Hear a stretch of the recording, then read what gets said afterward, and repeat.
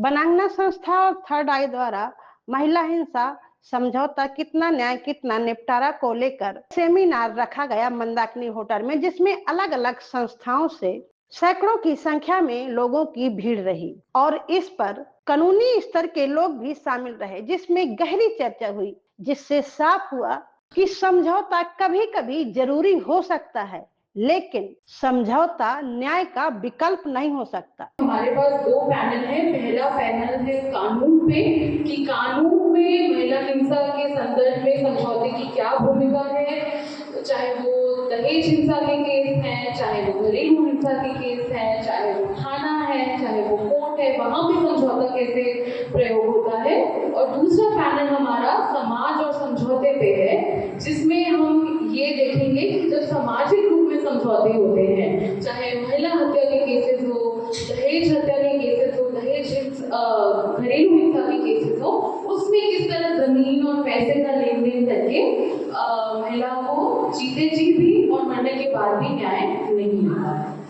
और ये जो समझौते की परतें हैं, इसको खोलने की हमने कोशिश की कि किस किस तरह के समझौते लोगों के साथ होते हैं और उन समझौतों में क्या महिला का निर्णय सर्वप्रिय होता है या महिला का निर्णय नहीं होता। जब ससुराल गई तो मेरा पति दारू पीता था और मुझ पे यानी बहुत सारी शक करते थे हर बात को लेकर कि तुम अब यहाँ से यानी कहीं अपने रिश्तेदारी में कहीं नहीं जाओगी। और मेरे साथ यानी मारने की धमकी देते थे कि अगर तुम नहीं, अगर मेरे यानी ससुर ने बोला था कि अगर तुम यहाँ से जाओगी तो हम तुम्हें मारेंगे, चाहे जैसे रखें पर यहाँ रखेंगे। और मेरे बॉडी को लेकर कि तुम इतनी पतली हो, तुम थोड़ा और मोटी होती, मुझे बहुत दर्द होता था क्योंकि जो मैंने किया भी नहीं था वो मुझे सुनना पड़ता था। जब यानी लड़की को प्रताड़ित करते हैं तो ना तो फिर कोई, चाहे किसी से बोलो तो ना कोई साथ देता है, बस यही कहता है कि समझौता कर लो, किसी तरह से बाद में सब ठीक हो जाएगा। तो मेरे हिसाब से तो समझौता नहीं करना चाहिए, बल्कि मैंने नहीं किया समझौता, मुझे बल्कि बहुत घर वालों ने, मायके वालों ने और ससुराल वालों ने काफ़ी फोर्स किया कि समझौता कर लो, हमारा बेटा सुधर जाएगा। पर नहीं, उन्होंने, मैंने ठान लिया था कि मैं समझौता नहीं करूँगी। मेरी बहन की मट्टी का तेल डाल के जला दिया गया था तो मैंने बयान दे दिया था, इसलिए ससुराल वाले मेरे नहीं रख रहे थे। आपकी बहन को कैसे, क्यों मार डाला था? बहन को दहेज के कारण मट्टी का तेल डाल के जलाया है, रात भर पीटा है, फिर उसे मट्टी का तेल डाल के जलाया है। आप दोनों बहनें उसी घर में थी? हाँ, दो बहन का थी, वो मंझले का थी, मैं बड़े का थी। तो मैं मायके में रहती थी, रहते रहते अभी तक बच्चों को पढ़ाया लिखाया, लड़की की शादी की, और जब लड़की शादी की, लड़कों की शादी कर ली है। अब लड़के ना तो बड़े हो गए हैं तो अपने गाँव चले गए हैं, कब्जा कर लिया है ज़मीन में। तब उन लोगों ने कहा है कि मम्मी तुमको पैसा रुपया कौन देगा, केस लड़ने के, केस तोड़ दो। अब ये मजबूरी हो गई, क्या करूँ, अब औरत हूँ, वहाँ लचकना पड़ता है। इसके बाद मेरा कहना ये है कि मैं तो इतने दिन लड़ ली है, सब कर ली है, काफ़ी मुसीबत झेली है, पर अगले मैं चाहती हूँ केस भला ही मैंने तोड़ दिया है, पर लेकिन आगे जो महिलाओं हैं, मैं तो 25 साल 27 साल 28 साल गा रही, लेकिन मैं चाहती हूँ कि आगे कोई महिला मेरे तरह इतने दिन केस न जीते।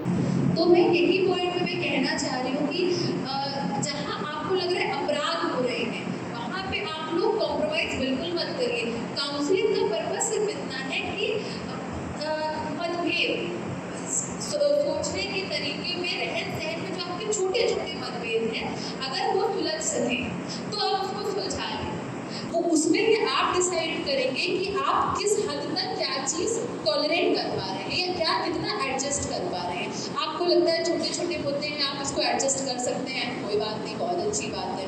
मगर आपको लग रहा है कि आप ये नहीं कर सकते, बिल्कुल मत करिए। तो काउंसलिंग का जो पर्पस है वो कई बार क्या होता है कि ब्रेन वॉश हो जाता है। जैसे कि अब आपको भी पता है कि हमारे सोसाइटी में पढ़े लिखे लोग या लिटरेसी उतनी नहीं है, तो कई बार क्या होता है कि घर वालों की वजह से, सोसाइटी की वजह से हम ब्रेन वॉश हो जाते हैं। तो जो काउंसलिंग कोर्ट भी कराती है वो सिर्फ ये कराती है कि वास्तविकता ये है, अब आप डिसाइड करिए। आप किसी के भी बहकावे में आके, कहीं से भी किसी के प्रेशर में आके ब्रेन वॉश मत हो, ये फैसला आपका अपना है। तो जिस तरह से आज यहाँ कानूनी से उससे संबंधित लोग भी जुड़े, संस्थाएं भी जुड़ी, आम जनता भी थी, क्या लगता है कि कुछ हल निकल पाया, कुछ बातचीत हुई? हाँ, जो लोग साथी थे, जो यहाँ पे मौजूद लोग थे, वकील थे, कुछ एडीआर के सदस्य थे, कुछ विधिक सेवा से लोग थे, उन्होंने, कुछ संस्थाएं थी, उन्होंने कहा कि वो थोड़ा सोचेंगे अब इस नज़र से, क्योंकि उनका भी एक तरीके से कहेंगे कि उनका भी कोई, क्योंकि हमने बचपन से यही सीखा, लड़की को समझौते करना। तो मैं अफसर बन जाऊँ या मैं कोई जॉब करने लगूँ, लेकिन मेरा जो सामाजिक परिवेश है वो मुझ पर थोड़ा हावी रहता है। तो इस तरीके के सेमिनार, जैसे आज ये सेमिनार हुए, इस तरीके के सेमिनार भी सरकारी विभाग द्वारा होना चाहिए, जिसमें सिर्फ नज़रिए पे बातचीत, महिला को केंद्र में रख के बातचीत। तो जब ये विभागीय तौर पे ये चीज़ें चर्चाएं होंगी तो आई होप ज़रूर चीज़ें बेहतर। समझौता जरूरी नहीं है, अपने हक के लिए लड़ना जरूरी है। खबर लहरिया, आपकी खबर, आपकी भाषा।